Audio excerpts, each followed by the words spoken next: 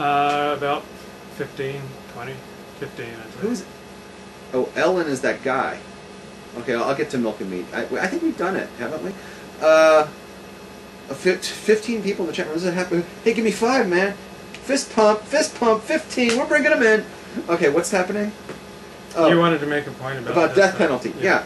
Judaism absolutely believes in the death penalty. The Torah is full of it. In fact, this week's Parshas, Parshas Yitro.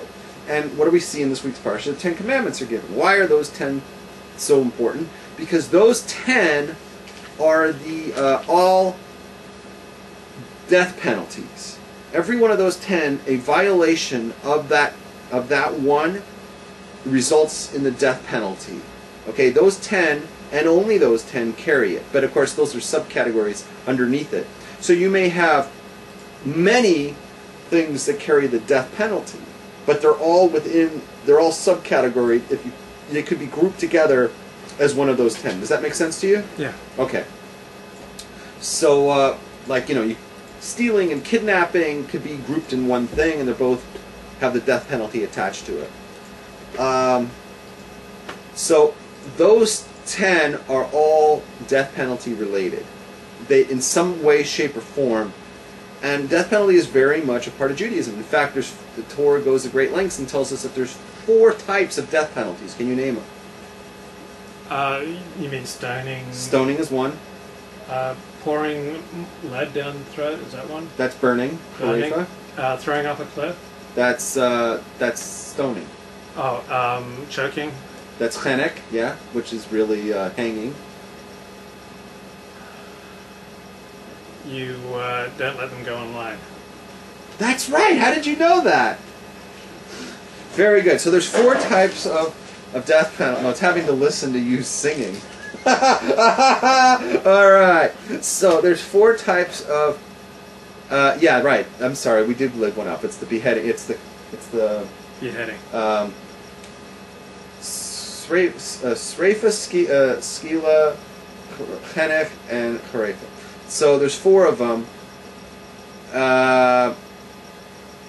Yeah, and these are for like the most heinous crimes according to the Torah, right? Mm-hmm. So Judaism absolutely believes in the death penalty, right?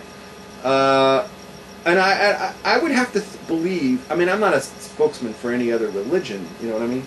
But any religion that follows the Bible as their backbone, I don't know how you could get around it, because it's just full of death penalty. It talks about it all the time, right? Kill somebody, you get killed, blah, blah, blah. Islam is real big on the death penalty. They do it for, like, anything, It's like, they go crazy with that stuff, I would have to believe that Christianity's for it. But funnily, I have found that very big opponents of the death penalty are Catholics. Really devout Catholics tend to be, from my experience, against the death penalty in America. And their feeling is that, how do you know that the victim is really guilty? The accused is really guilty. And I think they have a problem with the American court system, that they don't feel that there's enough proof, enough evidence given to convict somebody. I don't know. Well, the American Catholic Church, with the exception of the issue of abortion, is pretty much all run by the left. So is that right? I think that's why the formal Catholic Church opposes the death penalty in the United States. Also, why they're so pro-welfare payments, and they're generally for a socialist. I don't know. Socialist state, except for they don't want abortion. So, Martin Luther King Day. Does Martin Luther King deserve a national holiday? What are they talking about in there? I'm getting distracted by the... Okay, but I just want to make sure you catch the things. They're having milk and meat. Do you want me to talk about that at all? Sure. Okay, milk and meat, real fast. We've talked about it here at great length. I'll just do it in 20 seconds. There's a prohibition in the Torah that says don't cook a kid in its mother's milk. It says it 3 times. It's to teach us we're not allowed to eat it, we're not allowed to cook it, and we're not allowed to derive any benefit from it, right? The rabbis added on a whole bunch of gezeras on that. The gezeras are that not only can it be a kid who gives milk, but it could be a chicken that doesn't give milk. And it doesn't just mean cooked together. It could mean that they ate at the same time. It doesn't have to be cooked at all. It could be cold. It could be even 6 hours removed from each other. You could have a chicken and a piece of cheese 6 hours later, and that's no good. And the reason is because milk and meat are things that Jews normally eat all the time. And whenever it's something that you're accustomed to eating, and it's very simple that you could have a glass of milk when you have a piece of chicken, right?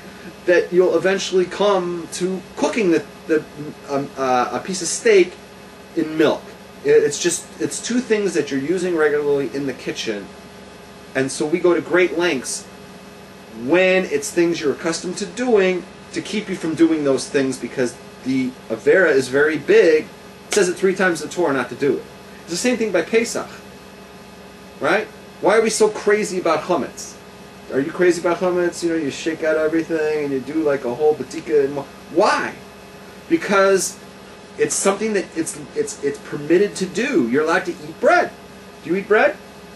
No. You don't eat bread? Not on Pesach. No, but I mean all year round. Yes. You eat bread all year round, right? But suddenly it's like the most terrible thing is to eat bread during Passover, right?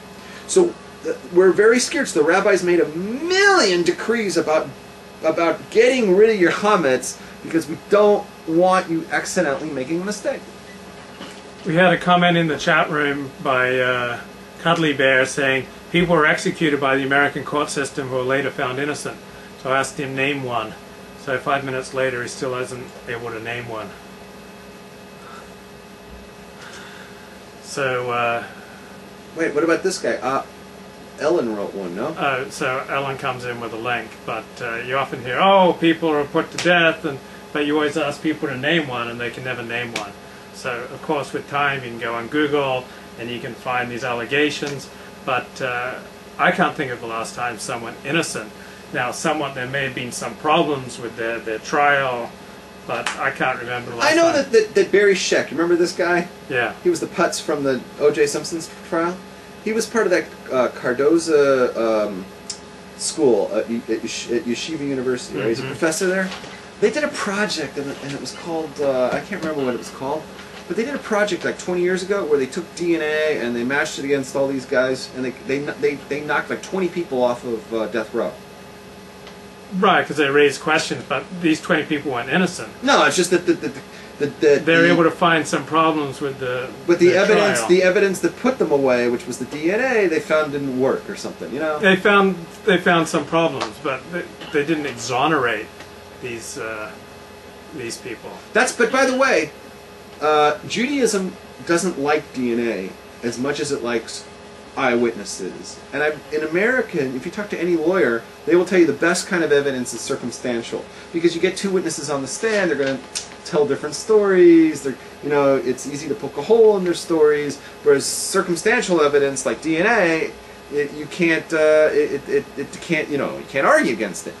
And Judaism says the opposite. Torah says DNA is not the answer. There's nothing like having 2 witnesses.